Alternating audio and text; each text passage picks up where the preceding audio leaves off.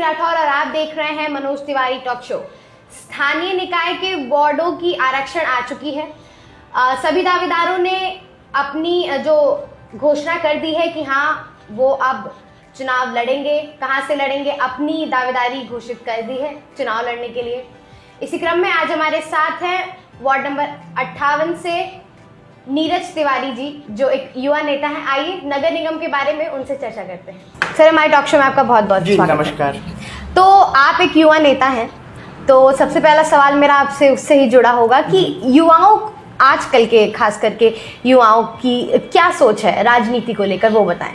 आजकल के युवा जो है राजनीति को लेकर के जो है बहुत ही गंभीर है, क्योंकि राजनीति के ही माध्यम से जो है सरकारें यहाँ चुनी जाती हैं और जो जनहित के मुद्दों को जो है मजबूती से जो है सरकारों में पहुँचाती हैं, सरकार तक पहुँचाती हैं और राजनीति को गंभीरता से लेता है युवा। क्योंकि जो हमारा मतदाता है, हमको मत देता है उनकी ही आवश्यकताओं को पूरा करने के लिए, जो कि डे टू डे नीड्स होती हैं। सफाई हो गई, शिक्षा हो गई, रोजगार हो गया, व्यवसाय में जो है तमाम प्रकार की योजनाएं हैं सरकार की, आजकल आप देख रहे हैं जी। उन सभी ज़रूरतों को जो है पूरा करने के लिए सरकार चुनी जाती हैं और जो जनता के हित की काम करते हैं वो सरकार लगातार जो है जनता की भी चुन के आती रहती है।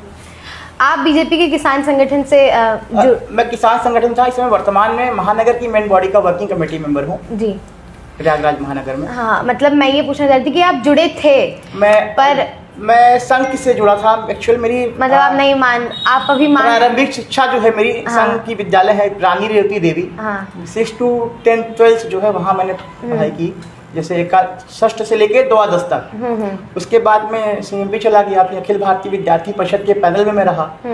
फिर मैं जिला अध्यक्ष जी है हमारे अखिल भारतीय विद्यार्थी परिषद श्री उमेश द्विवेदी जी, उनके नेतृत्व में काम करने का सौभाग्य प्राप्त हुआ। अखिल भारतीय विद्यार्थी परिषद जिला कार्य समिति में रहा। उसके बाद सन 12 में जो है आदरणीय श्री केशव प्रसाद मौर्य जी के नेतृत्व में भारतीय जनता पार्टी में अपनी सेवा दे रहा हूँ। मतलब मेरा प्रश्न ये था कि आप बीजेपी के किसान संगठन से जुड़े थे जी, अब आप नगर निगम के चुनाव में भाग लेने जा रहे हैं, पर किसान तो चुनाव में भाग नहीं लेते हैं। सबसे ज़्यादा चुनाव को सकारात्मक रूप से कोई देखता है तो वो देश का किसान है। और हम जहाँ बैठे हुए ये लोकसभा फूलपुर क्षेत्र है, इसमें ये शहरी क्षेत्र है, 2 विधानसभा हैं, पश्चिमी और उत्तरी, और उसके बाद 3 ग्रामीण विधानसभा क्षेत्र हैं यहाँ पे, फाफामऊ, फूलपुर और सोराव। 5 विधानसभा मिलकर एक लोकसभा क्षेत्र बनता है और हम इसमें बैठे हुए शहर उत्तरी विधानसभा क्षेत्र में। और शहर उत्तरी विधानसभा क्षेत्र का सिविल लाइन द्वितीय वार्ड नंबर 58 है, जिससे मैंने अपनी दावेदारी प्रस्तुत की है संगठन के अंदर। और एक कार्यकर्ता होने के नाते संगठन जो है सभी कार्यकर्ताओं को जो है कहता है कि आप अपनी दावेदारी पेश करिए और उसके बाद टिकट जिसको मिलता है सब लोग मिलकर उसको ही लड़वाएंगे। तो वार्ड नंबर 58 से आपकी दावेदारी लगभग फिक्स्ड है। तो आप इस वार्ड में क्या क्या समस्याएं देखते हैं, आप मुझे बताएं। हमारे वार्ड नंबर 58 जो कि शहर का बहुत ही मतलब अच्छा एरिया है, ये इसमें मूल जो समस्या है सफाई को लेकर होती है। सफाई नायर वगैरह जो है व्यापक रूप से सफाई वहाँ नहीं कर पाते हैं। हमारे उस वार्ड के अंदर 2 मंत्री रहते हैं, एक हमारी जो है सांसद रहती हैं आदरणीय रीता बहुगुणा जोशी जी, और एक मंत्री है प्रदेश सरकार के आदरणीय सिद्धार्थनाथ सिंह जी। तो बहुत ही मतलब अच्छा क्षेत्र है और बहुत ही प्रतिष्ठित लोग वहाँ वास करते हैं। उनकी मेन आवश्यकता होती है समय पे जो उनका जनप्रतिनिधि हो, उनके एक फ़ोन पे उनके सामने खड़ा हो जाए, उनकी जो भी समस्या हो उसका समाधान त्वरित कर दिया जाए। और क्षेत्र के लोगों ने से बात करने पे मालूम हुआ कि युवाओं को वो लोग प्राथमिकता दे रहे हैं, क्योंकि एक एज के बाद जो है दौड़ भाग पार्षदी एक ऐसा काम है, ऐसी जिम्मेदारी है जिसमें आपको बहुत ही तीव्रता से मतलब प्रक्रिया देनी पड़ती है, दौड़ना रहता है। मतलब किसी को भी कुछ भी काम पड़ सकता है। मतलब आप समझ सकते हैं ग्रुप डी कर्मचारी सबसे ज़्यादा काम वही करता है। उसी प्रकार राजनीतिक क्षेत्र में पार्षद जो है उसी के समान है कि कभी भी उसको कोई भी बुला सकता है, उसको वहाँ उपस्थित उसको होना चाहिए, उसकी वो नैतिक जिम्मेदारी है। उसी वादों के आधार पे वो चुना जाता है। तो आप एक मतलब युवा नेता हैं, आप पार्षद का चुनाव लड़ने जा रहे हैं, तो मतलब आप आक्रामक तरीके से चुनाव लड़ेंगे या सरल तरीके से? मतलब आप आंदोलन करते हुए काफ़ी नज़र आते हैं, तो उस एग्रेसिव होकर तो पॉलिटिक्स होती नहीं है। अगर आप सकारात्मक आजकल जैसे बीजेपी की अगर बात करें तो बीजेपी तो आक्रामक होकर हर चुनाव लड़ती है, छोटे से छोटा और बड़े से बड़ा। भारतीय जनता पार्टी का देखा जाए तो आक्रामक होकर चुनाव नहीं लड़ती है, वो चुनाव को एक यज्ञ के समान स्वीकार करती है और उस यज्ञ में आहूत करने से जो है अपने आप को पीछे नहीं रखती भारतीय जनता पार्टी, और जनता के मुद्दों पे वो मैदान में आती है और जनता के मुद्दों पे ही वो वोट लेके जाती है, वो सरकार में है। चलिए, आप पार्षद बन जाते हैं अगर, ठीक है, अगर जीत जाते हैं यहाँ से, तो आप पहला क्या काम करेंगे वो बताइए इस वार्ड के लिए। पहली प्राथमिकता मेरी वार्ड को लेकर ये रहेगी कि हमारी जो सफाई का जो कॉन्सेप्ट है आधुनिक हो, और जितना भी पार्षद अभी जो परंपरागत राजनीति थी कि हाँ भैया लिखा पढ़ी, उसको डिजिटलाइजेशन में कन्वर्ट कर देना। मतलब एक होता है हार्ड वर्क और एक स्मार्ट वर्क। मैं प्राथमिकता दूंगा कि स्मार्ट वर्क पे ही फोकस्ड हूँ ताकि काम ज़्यादा से ज़्यादा हो सके और ज़्यादा से ज़्यादा लोगों तक पहुँचा जा सके। तो वर्तमान पार्षद से आप कितना संतुष्ट हैं? मैम, वर्तमान पार्षद भी अच्छा ही काम करे हैं, लेकिन अब चुनावी समय है तो इसमें जो है सबको अपनी दावेदारी प्रस्तुत करनी ही, जनता जिसको स्वीकार करेगी वो पार्षद बन के आ जाएगा। सिविल लाइंस की अगर बात करें, सिविल लाइन दुत्ती की, तो मतलब ये एक ऐसा पॉश इलाका है, यहाँ पे बहुत ज़्यादा नाली, पानी, कूड़े की बहुत ज़्यादा समस्या नहीं है। आपने भी बात की कूड़े की, मतलब उतनी समस्या नहीं है, ज़्यादातर साफ सफाई ही नज़र आती है। तो ऐसे में ज़्यादा कुछ काम, मतलब राशन घर घर तक भी यहाँ पे वो रहता है, मतलब ऐसे में ज़्यादा कुछ काम रहता नहीं है यहाँ के पार्षदों के लिए। ऑलरेडी पॉश इलाका है, तो इसमें बताएं फिर। मैम, काम को लेके ऐसा है कि पार्षद को अपने 10 काम जो है सुनिश्चित करने होते हैं। किसी भी राजनेता को अपने 10 काम कि वो 10 काम उसको करने हैं और दिन में कम से कम 10 काम करने हैं। 10 वो काम दिन में करने हैं और 10 काम सुनिश्चित करने के, वो 10 काम उसके हैं, उसकी नैतिक जिम्मेदारी उसको करने हैं किसी भी रूप में। तो वो 10 काम मैं भी अपने सुनिश्चित कर लूँगा और वो कर रहा हूँ। क्षेत्र की जनता को जो है सबसे पहला उसको प्राथमिकता है कि उसका जो जनप्रतिनिधि है, कड़ी धूप हो या आधी रात, सदैव खड़ा रहे उसके साथ। मेरी ये नीति है। कभी भी मेरी क्षेत्रीय जनता, पहरिया में समर्स चल रहे हैं, कभी विंटर्स में, समर्स में कभी भी बुलाएंगी, रात को, आधी रात को मैं खड़ा रहूँगा, मैं खड़ा रहता हूँ। और क्षेत्र के वरिष्ठ लोगों के कहने पे ही मैं मैदान में आया हूँ। मतलब बीजेपी का एक जो सीधा सीधा मुद्दा होता है धर्म, लोगों का ऐसा कहना है, तो आप भी उसी मुद्दे पे चुनाव लड़ेंगे, आप सबके लिए लड़ेंगे? नहीं, भारतीय जनता पार्टी जो है धर्म की राजनीति तो नहीं मैं कहूँगा, बिल्कुल करती है। जनहित की राजनीति करती है। किस तरीके से सर? जिसमें जन का हित हो, जिसमें जन का हित हो, सब जन का हित हो, उस नीति पे काम करती है। उस नीति की को फॉलो करके भारतीय जनता पार्टी आज उत्तर प्रदेश की सत्ता में दोबारा से आई है। बेरोजगारी, महंगाई एक बड़ा मुद्दा रहा है बीजेपी के लिए, ठीक है, तो वो पूरी तरीके से हट नहीं पाए, तो आपको नहीं लगता कि ये आपके लिए विरोधी साबित हो जाएगा? मैम, जहाँ तक मैं समझता हूँ कि महंगाई जो है एक व्यवस्था है, पंचवर्षीय नीति होती है। महंगाई बढ़ाना मतलब वेतन बढ़ाना, ये चीज़ें हैं। और अर्थव्यवस्था जो है राष्ट्र की जो ऊपर से आती है नीति, वो नीचे तक जाती है जी। और महंगाई तो है, इससे मैं डिनाई नहीं करता हूँ, लेकिन चलिए, कम से कम आपने माना तो है। इतने सारे बीजेपी नेताओं का मैंने इंटरव्यू लिया, कोई मानने को ही तैयार नहीं है। चलिए, कम से कम आपने माना तो कि है। आय के अनुपात में महंगाई तो मैम है, इसमें हमारी सरकार भी मानती है इस चीज़ को, उस पर काम कर रही है, उसको रिजॉल्व करेगी कि हाँ चीज़ों ठीक हो जाएं। क्योंकि जब चीज़ें पूर्ण रूप से जो ध्वस्त होती हैं उसको ठीक करने में जो है समय लगता है। ऑर्गेनाइज तरीके से सही करेंगे, परमानेंट सोल्यूशन निकलेगा। अगर जैसे यहाँ पे कुछ डैमेज है, इसको हम तुरंत ठीक कर देंगे तो यहाँ कुछ खराब हो जाएगा। तो क्रमांक 1 से लेकर क्रमांक 99 तक जाने में मैम समय लगेगा। उसी क्रमांकों में महंगाई भी एक मुद्दा है और भारतीय जनता पार्टी इस पे काम करेगी और बहुत जल्द आप लोग को उसका परिणाम देखने को मिलेगा।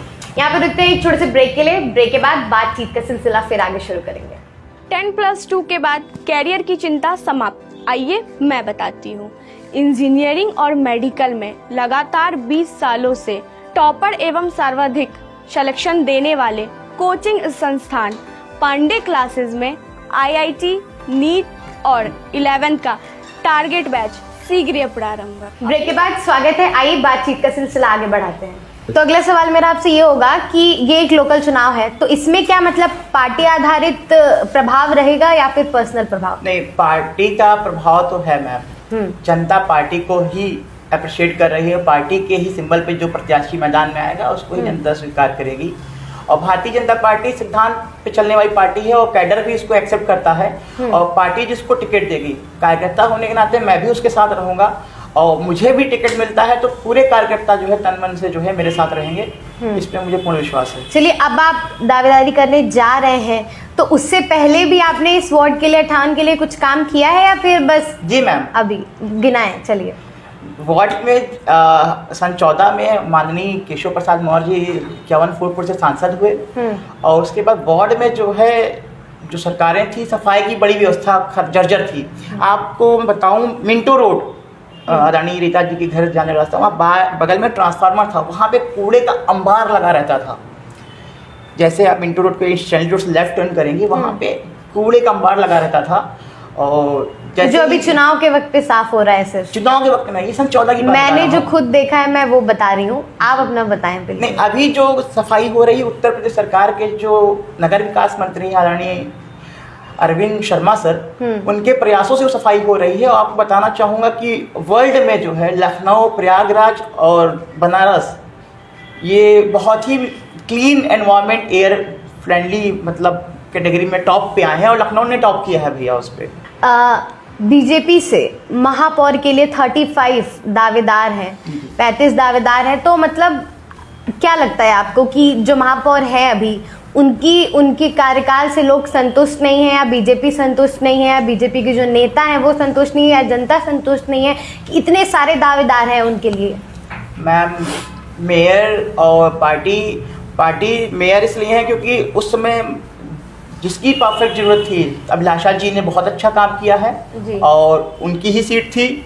और नगर निगम चुनाव आरक्षण नीति में जिसकी भी सीट होती है, जैसे ओबीसी आ गया, जनरल महिला आ गई, जनरल हो गई सीट, तो उसमें जो व्यक्ति फिट बैठता है उसको संगठन आगे करता है, उसी के नाम पे चुनाव लड़ा जाता है।